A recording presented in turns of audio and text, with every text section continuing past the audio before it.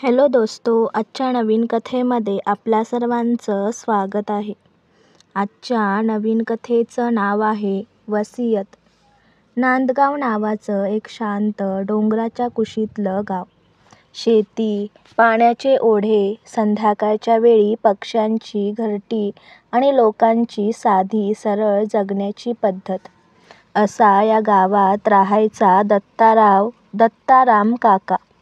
गावातल्या लोकांच्या भाषेत दत्ता काका.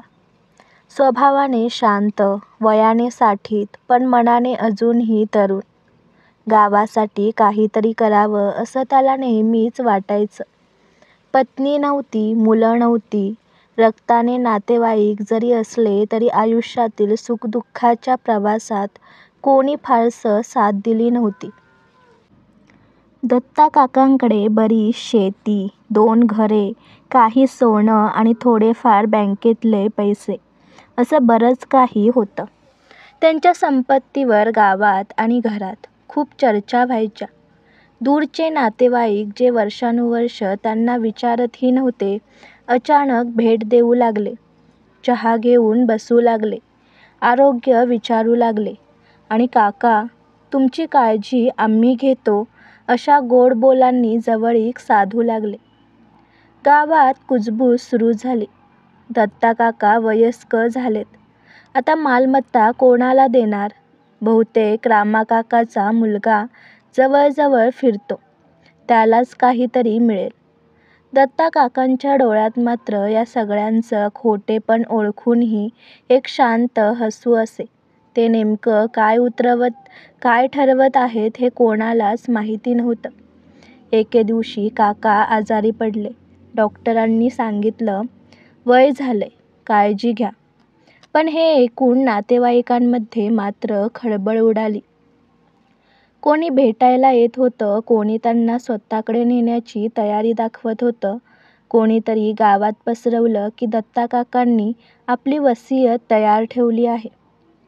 परंतु कोणालाही वसियत नेमकी काय आहे हे माहीत नव्हतं. काकांना मात्र एक गोष्ट कायम दुखावत होती, गावातील अनाथ मुलांची अवस्था. त्यांची शाळा जुनी, फाटक्या खिडक्या, तुटलेली बाकं, पुस्तके अपुरी, शिक्षकांची कमतरता.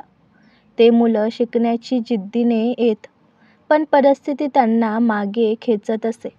काकांच्या मनात अनेक वर्ष एक स्वप्न आकार घेत होतं, पण त्याची कुणालाही खबर नव्हती. 2 महिने गेले आणि एका सकाळी दुःखद बातमी आली. दत्ता काका गेले. गाव शोकात बुडालं.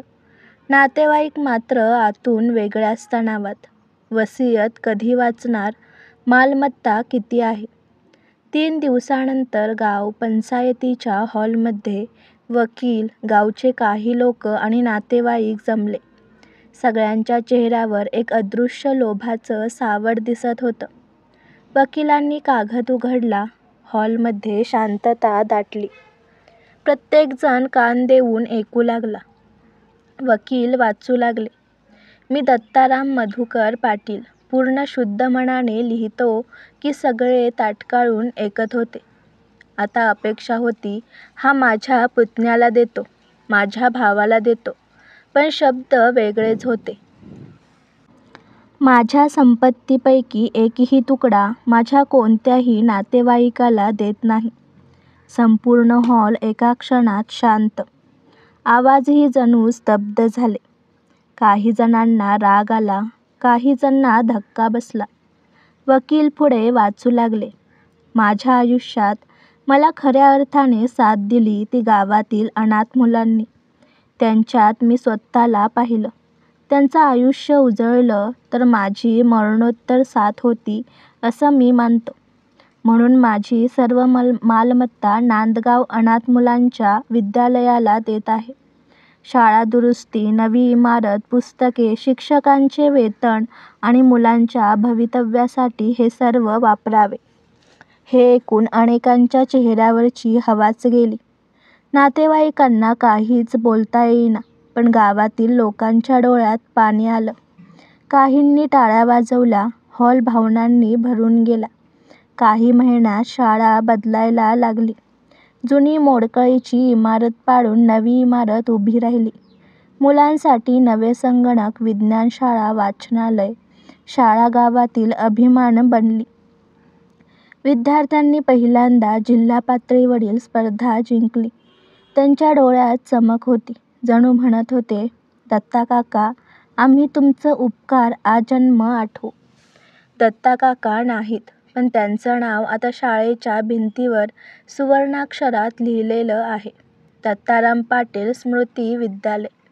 गावात आजही लोक म्हणतात, मालमत्ता मिळाली असती तर काहीच झालं नसतं, पण काकांनी जिथे दिलं तिथे आयुष्य बदललं.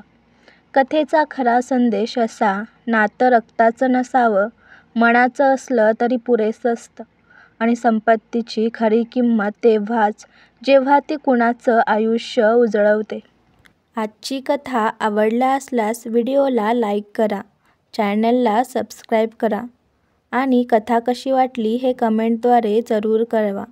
व्हिडिओ जास्तीत जास्त शेअर करा. धन्यवाद.